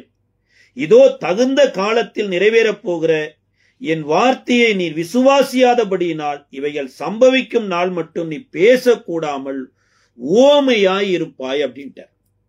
சார், இந்த மகா பரிசுத்த ஸ்தலத்துக்குள்ள சாதாரணமா ஒரு மனிதன் வந்துடவே முடியாது. ஒன்று, அவர் ஆரோனுடைய வம்சாவளியில பிறந்திருக்கணும். ஆரோனுடைய வம்சாவளியில பிறந்திருந்தாலுமே அந்த முறை எனப்பட்டது. ஏன்னா ஆரோனுடைய சந்ததியில எத்தனையோ பிள்ளைகள் வர்றாங்க. அப்போ உங்களுடைய டேம் வரும்போதுதான் அந்த இடத்துக்கு வர முடியும். அப்ப இந்த சகரியாவுக்கு ஒரு டேம் வருது. இந்த டேம்ல என்ன பண்றாருன்னா, இந்த ஆசாரிப்பு கூடாரத்துக்குள்ள மகா பரிசுத்த ஸ்தலத்துக்குள்ள வர வேண்டிய ஆசாரியனுக்கு தேவையான அத்தனையும் தரிக்கணும். இத்தனையும் தரித்து தான் உள்ள போயிட்டு வரணும். ஆனா இந்த இடத்துல ஆசாரிய முறைமையின்படி பிறக்காத ஒரு தூதன், ஆட்டுக்குட்டியின் ரத்தம் இல்லாம ஒரு தூதன், இன்னி சொல்ல போனா இவருக்கு டேமே இல்லாம வர்றாரு. அப்பயாவது இவர் விசுவாசித்து இருக்கணும். பாருங்க, இன்றைக்கு நம்மளுடைய வாழ்க்கை இப்படித்தான் இருக்கும். பாருங்க, நம்ம குடும்பத்துல நடக்கிற ஒரு காரியம், நமக்கு வருகிற தேவனுடைய வார்த்தை, இது வேற யாருக்குமே வராம நமக்கு வரும்போது நமக்குள்ள விசுவாசம் வர்றதுக்கு பதிலா சந்தேகம் வந்துச்சுன்னா அங்கதான் பாவத்தினுடைய உச்சகட்டம் தேசத்துல இருக்கு. அப்ப இந்த சகரிய ஆசாரிய ஊழியம் எப்படி செய்து கொண்டிருந்தார்னா, ஒரு ட்ரெடிஷனலான ஒரு ஆசாரிய ஊழியம். நம்ம டைம் வந்துச்சு, நம்ம வேலையை செஞ்சுட்டு வந்துடலாம்ப்பா. இன்றைக்கு எத்தனையோ ஊழியர்கள் அதே வேலையை தான் செய்யறாங்க. பெரிய ஸ்தாபனமா இருக்கலாம், பெரிய டயசிஸா இருக்கலாம், அவர்களுக்கு என்னன்னா கொடுக்கப்பட்டிருக்கிற ஒரு வேலையை செஞ்சுட்டு வரோம். அதாவது ஒரு பள்ளிக்கூடத்துல ஒரு ஆசிரியர் எப்படி வேலை செஞ்சுட்டு வீட்டுக்கு வந்து சம்பளம் வாங்கிட்டு இருக்கிறாரோ, அல்லது ஒரு அரசு பணியில எப்படி ஒருத்தர் அரசு பணி செய்து கொண்டு வீட்டுல சம்பளம் வாங்கி கொண்டு இருக்கிறாரோ, ஆசாரியர்களும் இதே நிலைமைக்கு மாறிட்டாங்க. இது எப்பன்னா இயேசு பிறக்கிற காலத்துல. அப்ப இயேசு ஊழியம் செய்யற காலத்துல எப்படி மாறி இருப்பாங்க? 30 வருடத்துக்கு அப்புறம் என்ன நிலைமை ஆயிருக்கும் பாருங்க. சர்ச்சினுடைய நிலைமை என்னவாயிருக்கோ, ஆசாரியருடைய நிலைமை என்ன ஆயிருக்கும்னா, எத்தனையோ மிஷினரிகள் தன்னுடைய சொந்த வீட்டை வித்து, சொந்தமா வைத்திருந்த எத்தனையோ வித்து வந்து தேசத்தின் ரட்சிப்புக்காக இரவு பகல கண்ணீர் வடித்து நிலம்புலங்களை வாங்கி சபைகளை கட்டி வச்சா, இன்றைக்கு இருக்கிறவங்க அதை கூறு போட்டு விக்கிற நிலைமைக்கு மாறிடுவாங்க. இன்றைக்கு எத்தனையோ இடங்கள்ல மிஷன் லேண்டுகளை வித்து இந்த விற்கப்பட்ட லேண்டின் மூலமா கேஸ் போட்டு கோர்ட்ல நடந்து கொண்டிருக்குது. சார், ஜனங்களை சந்தித்து ஜனங்களை ரட்சிப்புக்குள்ள நடத்த வேண்டிய எத்தனையோ அங்கி தரித்திருக்கிற ஆசாரியர்கள் இன்றைக்கு நிலம்பலங்களை வித்ததுனால கோர்ட்டு கேஸுக்கு போயிட்டு இருக்கிறாங்க. பிஷப் டேக் ஓவர் பண்ண வேண்டிய இருக்கக்கூடிய சபைகளை இப்ப கோர்ட்டில் இருக்கக்கூடிய நீதிபதிகள் டேக் ஓவர் பண்ணிட்டு இருக்கிறாங்க. எப்படி இயேசு இந்த ஊழியத்தை ஆரம்பிக்கிற போது அந்த நாட்களில் இருக்கக்கூடிய ஆசாரியர்களுடைய நிலைமை பாவத்தினுடைய பூரணத்தை நோக்கி வந்துருச்சுங்க.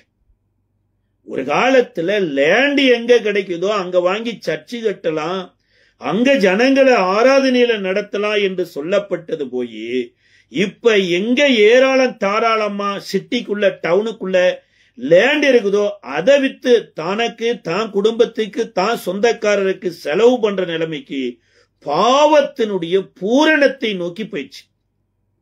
இயேசுவின் நாட்களில் அதே மாதிரிதான்.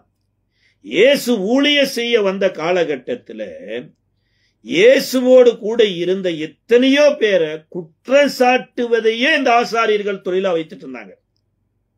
கை கழுவாம சாப்பிட்டா குற்றம், இன்னியும் அந்த கதிர்களை பொறுக்கி சாப்பிட்டா குற்றம், பாவிகளோடு உட்கார்ந்தா குற்றம். இதனுடைய ரிசல்ட் என்னவா மாறுதுன்னா, இதை குறித்து மத்தேயு எழுதின சுவிசேஷ புஸ்தகத்தினுடைய மத்தேயு எழுதின சுவிசேஷ புத்தகம் 26வது அதிகாரத்தினுடைய 62வது வசனம் சொல்லுது பாருங்க. 26ஆம் அதிகாரம் 62வது வசனத்துல அந்த நாட்களில் இருக்கக்கூடிய ஆசாரியர்கள் பாவத்தினுடைய பரிபூரணம் எங்க நிக்குது பாருங்க. அப்பொழுது பிரதான ஆசாரியன் எழுந்து அவரை நோக்கி, இவர்கள் சாட்சி சொல்லுகிறதை இயேசுவோ பேசாதிருந்தார். அப்பொழுது பிரதான ஆசாரியன் அவரை நோக்கி, நீ தேவனுடைய குமாரனாகிய கிறிஸ்துதானா? அதை எங்களுக்கு சொல்லும். ஜீவனுள்ள தேவன் பேரில் உன்னை ஆணையிட்டு கேட்கிறேன் என்றான். அதற்கு இயேசு, நீ சொன்னபடியே தான், அன்றியும் மனுஷகுமாரன் சர்வ வல்லவருடைய வலது பார்சத்தில் வீட்டில் இருப்பதையும் வானத்தில் இது முதல் காண்பீர்கள் என்று உங்களுக்கு சொல்லவில்லையா என்றார். அப்பொழுது பிரதான ஆசாரியன் தன் வஸ்திரத்தை கிழித்துக் கொண்டு தேவதூஷணம் சொல்லுகிறான். இனி சாட்சிகள் நமக்கு வேண்டியது என்ன? இதோ இவன் தேவதூஷணத்தை இப்பொழுதே கேட்டீர்களே என்றான். சார், ஃபர்ஸ்ட் காரியம், ஒரு ஆசாரியன் எனப்பட்டவருக்கு கொடுக்கப்பட்டிருக்கிற அங்கி, இந்த மேலங்கியா இருக்கலாம், உள்ளங்கியா இருக்கலாம், ஏபோத்தா இருக்கலாம், அல்லது தலைப்பாகையா இருக்கலாம், பட்டயமா இருக்கலாம், இது அத்தனையும் பரலோகத்தின் தேவனால டெக்கரேட் பண்ணப்பட்டது.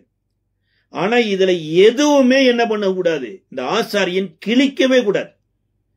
அப்ப இங்க எப்படிப்பட்ட ஒரு ஆசாரியனா மாறிட்டாங்கன்னா, தன் தேவன் தனக்கு கொடுத்த வஸ்திரத்தையே கிழிக்கிறாங்க.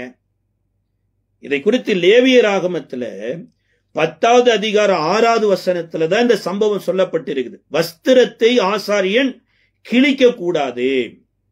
ஏன் வஸ்திரத்தை கிழிக்க கூடாதுன்னா, இது தேவன் கொடுத்த வஸ்திரம், தேவனுடைய மகிமை வெளிப்படும்படியாக கொடுக்கப்பட்ட வஸ்திரம். அப்ப இயேசுவின் காலத்துல பாவம் எப்படி பரிபூர்ணமா இருந்ததுன்னா, ஆசாரியனே தேவனுடைய வசனத்துக்கு கீழ்ப்படியல. ஊழிய செய்கிறவங்களே பாவம் செஞ்சாங்கன்னா பாவிகள் என்ன செய்வாங்க சார்? இதைத்தான் பேதுரு கேட்கிறாரு. நீதிமானே ரட்சிக்கப்படுவது அரிதானால் பாவியோ அஞ்ஞானியோ எங்கே இருப்பான்? இந்த வேதத்தை எடுத்து பிரசங்கம் பண்ணுகிற மனுஷனே சிற்றின்பத்திலையும் பாவத்திலையும் விழுந்து கிடந்தா வேதம் அறியாதவர்களுடைய நிலைமை என்னாகும்? ஃபர்ஸ்ட் காரியம், வஸ்திரத்தை கிழிச்சிட்டார். இரண்டாவது காரியம் சொல்லப்பட்டிருக்கிறது, கொலை செய்ய வகை தேடினார்களாம். 27வது அதிகாரத்தினுடைய முதல் வசனம் சொல்லுகிறது, மத்தேயு 27:1, விடிய காலமான போது சகல பிரதான ஆசாரியரும் ஜனத்தின் மூப்பரும் இயேசுவை கொலை செய்யும்படி அவருக்கு விரோதமாய் ஆலோசனை பண்ணினார்கள். அதாவது நியாயப்பிரமாணத்துல ஒரு கட்டளை என்னன்னா, கொலை செய்யாதிருப்பாயாக என்பது. இப்ப இந்த நியாயப்பிரமாணத்தின்படி ஆசாரியர்கள் இவர்கள்தான் ஜனங்களுக்கு பாவ மன்னிப்புங்கிறதுக்கு ஆட்டுக்குட்டிய பலி செலுத்தணும். ஆனா இவங்களே கொலை செய்வதற்கு திட்டம் போட்டாங்க. இப்ப பாவத்தினுடைய பரிபூரணை எங்க போய் நிக்குது பாருங்க. அடுத்து கொலை செய்ய திட்டம் போட்டது மாத்திரமல்லாம பொய் சாட்சி சொல்லுவதற்கும் ஆட்களை ஏவிட்டாங்க. 28வது அதிகாரம் 13வது வசனத்துல உயிர்த்தெழுந்த இயேசுவை குறித்து அந்த நாட்களில் இருக்கக்கூடிய காவலர்கள் இதே பிரதான ஆசாரியர்களிடத்துல சொன்னபோது அவங்க சொல்லி கொடுக்கறாங்க, தேவையான பணத்தை கொடுத்து நாங்க நித்திரையா இருந்தோம், இயேசுவினுடைய சீசர்கள் அவருடைய சரீரத்தை எடுத்துக்கொண்டு போயிட்டாங்க. அப்ப நியாயப்பிரமாணத்தை போதிக்க வேண்டிய ஆசாரியனே பொய் சொல்லலைங்க, பொய் சொல்லுகிறவர்களை உருவாக்கினார். அப்ப யோசிச்சு பாருங்க, பொய் சாட்சிகளை உருவாக்குறது, பொய் சாட்சி சொல்றதுக்கு பணம் கொடுக்கிறது, இதெல்லாம் வேற யாரும் பண்ணல. இந்த நியாயப்பிரமாணத்தின்படி ஆரோனுடைய வம்சாவளியில வந்தவங்க தான். இப்ப இவர்களுடைய பூரணத்தினுடைய ரிசல்ட் என்னவா மாறிடுச்சுன்னா, யூதாஸ் இயேசுவை காட்டி கொடுத்தது நிமித்தமாக இயேசு அடிக்கப்பட்டதுனால மனசாட்சியில குத்தப்பட்டு பாவத்தை அறிக்கை செய்து இந்த ஆசாரியர்களிடத்துல மன்னிப்பை கேட்டு நிக்கிறார். 27வது அதிகாரத்தினுடைய 3வது வசனம் சொல்லுகிறது, அப்பொழுது அவரை காட்டி கொடுத்த யூதாஸ் அவர் மரணாக்கணைக்குள்ளாக தீர்க்கப்பட்டதை கண்டு மனஸ்தாபப்பட்டு அந்த 30 வெள்ளிக்காசை பிரதான ஆசாரியரிடத்திலும் மூப்பரிடத்திலும் திரும்ப கொண்டு குற்றமில்லாத இரத்தத்தை நான் காட்டி கொடுத்ததினால் பாவம் செய்தேன் என்றான். அதற்கு அவர்கள், எங்களுக்கு என்ன உன்பாடு என்றார்கள். யோசிச்சு பாருங்க, இவங்க தான் ஒரு மனிதன் பாவம் செய்து ஓடி வந்தானா ஒரு அடைக்கல பட்டணத்துல பாதுகாக்க வேண்டியவங்க. இவங்க தான் மறாவது நாள் பஸ்கா ஆட்டுக்குட்டியில இவனுடைய பாவத்தை சுமத்தி பஸ்கா ஆட்டுக்குட்டியின் மூலமா இவனை விடுதலையாக்க வேண்டியவங்க. ஆனா இவங்களே சொல்லிட்டாங்க, எங்களாலே முடியாது பிரதர். இத நிமித்தமா ஒரு பாவி ஓடி வந்தவன் இன்றைக்கு பாவத்திலிருந்து விடுதலை இல்லை என்று தெரிந்த உடனேயே நாண்டு கொண்டு இறந்துட்டான். ஆனா இந்த யூதாசுக்கு இயேசுவோடையே இருந்தும் கூட பாவத்தை மன்னிக்கிறதற்கு மனுஷகுமாரனுக்கு அதிகாரம் இருக்குது, மனுஷகுமாரன் உயிரோடு இருக்கிறாருங்கிறது தெரிந்திருந்தும் அவரிடத்துல போகல. சார், எத்தனையோ பேருடைய பாவத்தை மன்னிச்சாருங்க. லூக்கா 7வது அதிகாரத்துல ஒரு பாவியான ஒரு ஸ்திரீ விலையேறப்பெற்ற பரிமள தைலத்தை கொண்டு வந்து உடைச்சு இயேசுவின் பாதத்துல ஊத்தின போது, உன் பாவம் உனக்கு மன்னிக்கப்பட்டதுன்னு அந்த அம்மா அனுப்பிச்சார். யோவான் 8வது அதிகாரத்துல விபச்சாரத்தில் கையும் மெய்யுமாய் பிடிபட்ட அந்த பெண்மணி, அங்க பாவம் உனக்கு மன்னிக்கப்பட்டது, இனி போய் பாவம் செய்யாதன்னு மன்னிச்சார். சகேவனுடைய பாவத்தை மன்னிச்சார். திமிர்வாதக்காரனை 4 பேர் சுமந்துட்டு வர்றாங்க, முதலாவது மன்னிக்கப்பட்டது என்று சொல்லி அவனுடைய பாவத்தையும் மன்னிச்சார். ஆனா அந்த நாட்களில யூதாசு கூடையே இயேசுவோட இருந்தும் கூட இயேசுவின் இடத்துல போய் பாவம் மன்னிப்பை பெறாம பாவத்துல இருக்கிறவர்களிடத்துல போய் பாவ மன்னிப்பு கேட்டான் பாருங்க. அதாவது ஒரு கொலகாரன் கையிலேயே போய் என்னை காப்பாத்துன்னா அவன் எப்படி காப்பாத்துவான்? அந்த நாட்கள்ல இருந்த ஆசாரியர்கள் வஸ்திரத்தை கிழிச்சு கொலை செய்யணும்னு ஒரு பிளான் பண்ணி இனியும் பொய் சாட்சி சொல்ல வச்ச அவங்களிடத்துல போய் கேட்ட உடனே முடியாதுன்ட்டாங்க. இதனுடைய விளைவு என்ன ஆயிட்டு, அவங்க தற்கொலை பண்ணி இறந்துட்டார். அப்ப பாவத்தில் பூரணமாயிருக்கிற இந்த உலகத்துல இந்த பூரணமான பாவத்துல இருந்து ஒரு மனிதன் விடுதலை ஆக்கப்படணும்னா இங்கதான் சொல்லப்பட்டிருக்கு, குற்றமில்லாத ஒரு ஆட்டுக்குட்டியா இயேசு வர்றார். என்னாகும் புஸ்தகம் 9வது அதிகாரம் 13வது வசனம் சொல்லப்படுது, குற்றமில்லாத ஒரு ஆட்டுக்குட்டி தான் பாவத்தை சுமக்குங்கிறார். இதை யோவான் 1:29 சொல்றாரு, உலகத்தின் பாவத்தை சுமந்து தீர்க்கிற தேவாட்டுக்குட்டி என்று சொல்லி இயேசுவை யோவான் சானகன் அறிமுகப்படுத்துறார். இந்த இயேசுவுக்குள்ள எல்லோருடைய பாவமும் சேர்ந்து போயிடுச்சு. யாருடைய பாவம்னா இந்த ஆசாரியர்களுடைய பாவமும் சேர்ந்தே போயிடுச்சு. இப்ப எல்லோருடைய பாவத்தையும் தான் சிலுவையில சுமந்து கொண்டு நிற்கிறார். அந்த சுமந்து கொண்டு இருந்த இயேசுதான் இன்றைக்கு இரட்சகராய் உங்களுக்கும் எனக்கு இருக்கிறார். அவர் ஆசாரியனாவும் இருக்கிறாரு, ஆட்டுக்குட்டியாவும் இருக்கிறார். எப்படி ஆசாரியனா இருக்கிறார்னா, ஆசாரியனுடைய வஸ்திரம் கிழிக்கப்படக்கூடாது. அப்ப ஆசாரியனுடைய வஸ்திரம் கிழிக்கப்படக்கூடாதுன்னா அந்த நாட்கள்ல ஆரோனுடைய முறைமையின் வந்த ஆசாரியனுடைய வஸ்திரம் கிழிக்கப்பட்டுச்சு. ஆனா இயேசுவின் வஸ்திரத்தை சீட்டு போட்டு பங்கிட்டார்கள். இதை யோவான் 19:24 சொல்லுது. இயேசுவின் வஸ்திரம் கிழிக்கப்படல. அப்ப ஆடு பலியாகல, ஆட்டிற்கு பதிலாக இயேசு பலியாகிறார். இயேசு எப்ப பலியாவார்னு பிறக்கும் போதே சொல்லப்பட்டது. மந்தையை மேய்ப்பர்கள் காத்து கொண்டிருந்த போது நற்செய்தி எருசலேமில மந்தையை காத்து கொண்டிருந்த மேய்ப்பர்களுக்கு தான் போச்சு. உலகம் முழுவதும் மந்தை இருந்ததுங்க, உலகம் முழுவதும் மேய்ப்பர்கள் இருந்தாங்க, உலகம் முழுவதும் தேவதூதர்கள் போய் நற்செய்தியை கொடுக்கல. எருசலேமில மந்தையை காத்து கொண்டிருந்த மேய்ப்பர்களுக்கு, ஏன் எருசலேமில் இருக்கிற மந்தையை மேய்ப்பர்கள் காத்து கொண்டிருக்கிறவர்களுக்கு நற்செய்தி வந்ததுன்னா, எருசலேமில வளர்க்கப்படுகிற ஒவ்வொரு ஆடும் ஒவ்வொரு மனிதனுடைய பாவத்தையும் பஸ்கா பண்டிகையில சுமந்து சாகும்.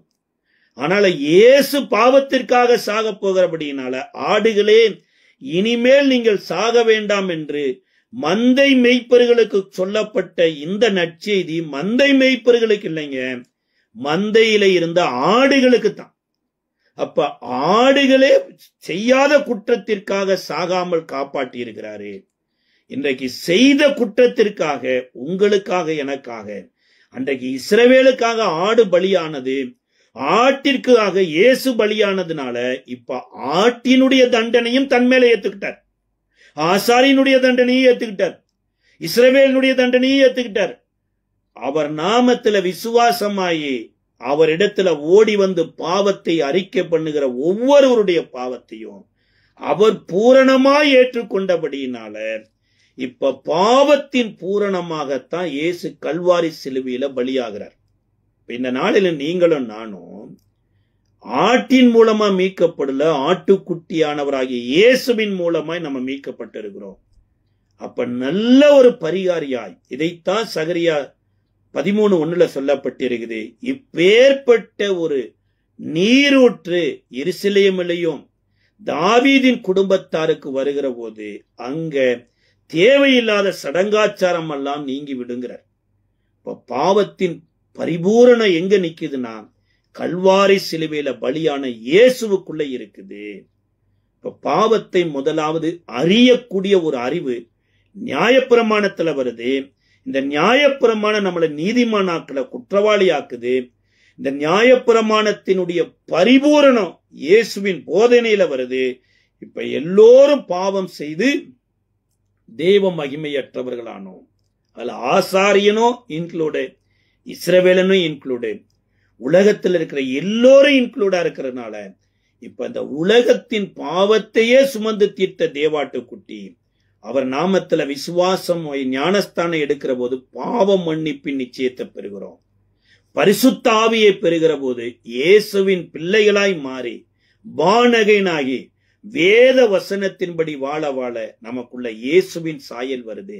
நாம் பாவ பிரமாணத்திலிருந்து விடுதலையாகி கிறிஸ்துவின் பிரமாணத்துக்குள்ள வருகிறோம். பவுல் ஒரு இடத்துல சொல்றாரு, நான் செய்ய வேண்டியதை செய்யாமல் செய்யக்கூடாததை செய்து கொண்டிருக்கிறேன். நான் அல்ல, எனக்குள்ள கிரிகை செய்கிற பாவமே அப்படி செய்யுதுங்கிறார். அப்ப இதுல இருந்து என்னை யார் விடுதலை ஆக்குனா? கிறிஸ்துவினுடைய பிரமாணம் என்னை விடுதலை ஆக்கிச்சுங்கிறார். இப்ப இந்த வேலையிலும் கூட பாவத்தின் பூரணம் மரணமாச்சு. இயேசு இந்த மரணத்துக்குள்ள உள்ள போய் மரணத்தின் கூரையே எடுத்துட்டார். இப்ப மரணமே உன் கூரெங்கே, பாதாளமே உன் ஜெயம் எங்கே என்று இப்ப மரணத்தையும் பாதாளத்தையும் வென்று ஜீவாதிபதியாய் இருக்கிறபடினால நித்திய ஜீவனை உங்களுக்கு எனக்கும் கொடுத்திருக்கிறார். இப்ப பரிபூரணம் எங்க வந்துருச்சுன்னா இயேசுக்குள்ள வந்துருச்சு. மரணத்தவே டம்மி ஆக்கிட்டார். இப்ப யாரு மேல பரிபூர்ணமா இருக்குன்னா உயிர்த்தெழுந்த இயேசுதான் இருக்கிறார். இயேசுவுக்குள்ள உங்களுடைய வாழ்க்கை, என்னுடைய வாழ்க்கை பரிபூர்ணமா இருக்குது. ஜெபிக்கலாமா? கிருபை நிறைந்த நல்ல ஆண்டவரே, இயேசுவின் நாமத்தின் நன்றியோடு ஸ்தோத்திரிக்கிறோம் அப்பா. எல்லோரும் பாவம் செய்து தேவ மகிமையற்றவர்களானோம். ஆனா உம்மை சிலுவையில அறைந்ததுனால ஆசாரிகளும் பாவத்தை பூரணமாக்கிட்டாங்கப்பா. அவர்களுக்காகவும் நீ சிலுவையில பலியானதற்காய் ஸ்தோத்திரம். ஒவ்வொரு மனுஷனுடைய பாவத்தையும் சிலுவையில சுமந்து தீர்த்ததற்காய் நன்றி. உடைய பிள்ளைகளாய் வாழ எங்களுக்கு கிருபை தாரும். இயேசுவின் நாமத்தில் ஜெபிக்கிறோம் நல்ல பிதாவே, ஆமென்.